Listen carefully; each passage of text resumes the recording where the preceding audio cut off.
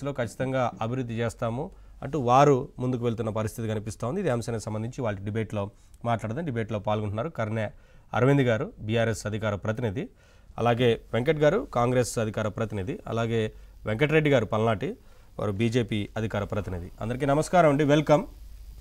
నమస్తే. నమస్తే అండి.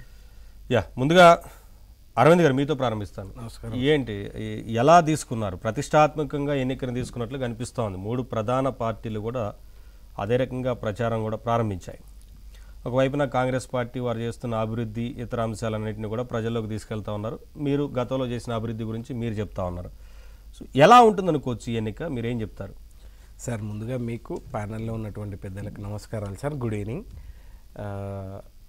దగాకోరు కాంగ్రెస్ని గల్లాబట్టి నిలదీయాలి అనేటువంటి పద్ధతిలో ఇప్పటికే క్షేత్రస్థాయిలో ఉన్నటువంటి బీఆర్ఎస్ కార్యకర్తలు అందరూ, అంతేకాకుండా ప్రజలు ముఖ్యంగా, మాది ఇబ్రహీంపట్నం నియోజకవర్గానికి సంబంధించి రంగారెడ్డి జిల్లా అధ్యక్షులు మంచిరెడ్డి కిషన్ రెడ్డి గారు, అదేవిధంగా మంచిరెడ్డి ప్రశాంత్ రెడ్డి గారు మాకు బెంగళరావు నగర్ ఇన్ఛార్జ్ ఇవ్వడం జరిగింది. మా పార్టీ నాయకులకు, మా ఇబ్రహీంపట్నం నియోజకవర్గానికి చెందినటువంటి మాకు అక్కడ ఒక ఇన్ఛార్జీలుగా మేము ఉన్నటువంటి పరిస్థితి ఉంది.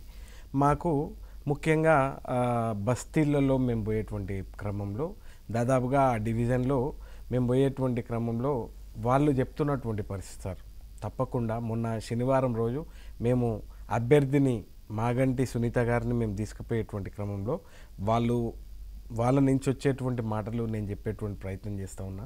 వాళ్ళు ఏం చెప్తా ఉన్నారంటే, తప్పకుండా రంది చెందకు బిడ్డ, నీకేయకపోతే ఇంకొవరికేస్తాం బిడ్డ, 3 సార్లు పెద్ద ఆయనకే మీ సార్కే అవకాశం ఇచ్చినాం, తప్పకుండా ఈసారి కూడా మీకే ఇచ్చేటువంటి అవకాశం ఉంటుంది, మీకే ఇస్తాం. ఎందుకంటే జూబ్లీహిల్స్లో మాగంటి గోపీనాథ్ గారు చేసినటువంటి అభివృద్ధి కానీ, లేకుంటే 10 సంవత్సరాల లోపల కేసీఆర్ గారి అభివృద్ధి, ఇదంతా కూడా మేము బేరేజ్ వేసుకుంటున్నాము. ఎందుకు అంటే ముఖ్యంగా మా బస్తీల్లో ఎక్కువ మంది నివసించేటువంటి వాళ్ళు ఎవరు అంటే ముస్లింలు ఉంటారు.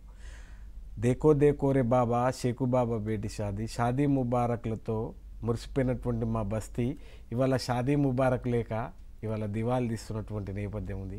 అంతేకాకుండా ఒకవేళ పెళ్ళైనాక ఆడబిడ్డ నీళ్లు పోసుకున్న తల్లి నిమ్మలంగా ఉండాలని, తల్లి బిడ్డలు ఇద్దరు క్షేమంగా ఉండాలని చెప్పి ఆరోగ్య లక్ష్మిని తెచ్చిన కేసీఆరే మాకు కావాలి అనేటువంటి పద్ధతిలో వాళ్ళందరూ కూడా చెప్తున్నటువంటి నేపథ్యం ఉంది.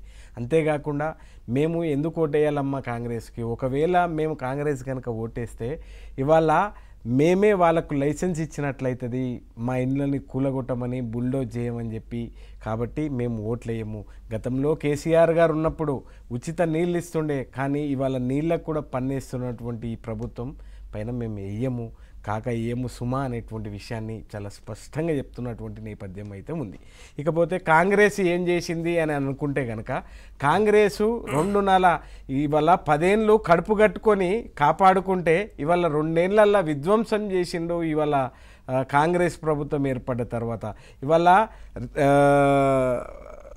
రియల్ ఎస్టేట్ మొత్తం కుప్పగూలినటువంటి నేపథ్యం ఉంది. ఇవాళ హైదరాబాద్ నగరంలో సార్ మొన్నే మీరు చూసిండ్రు కదా, దాదాపుగా 20 రూపాయలు, 1 రూపాయి కాదు, 2 రూపాయలు కాదు, 20 రూపాయల చొప్పున పేదోళ్ళని నడ్డివిడుస్తున్నటువంటి ప్రభుత్వం ఈ ప్రభుత్వం ఉంది. కాబట్టి తప్పకుండా బీఆర్ఎస్ని ఆశీర్వదిస్తారు సార్. నేను అనుకుంటా గెలిచిపోయిన మెజార్టీ కోసం మాత్రమే ఎదురు చూస్తూ ఉన్నాము అనేటువంటి విషయాన్ని మాత్రం నేను ఈ సందర్భంగా తెలియజేస్తూ ఉన్నాను సార్. ఓకే, ఒకసారి బీజేపీ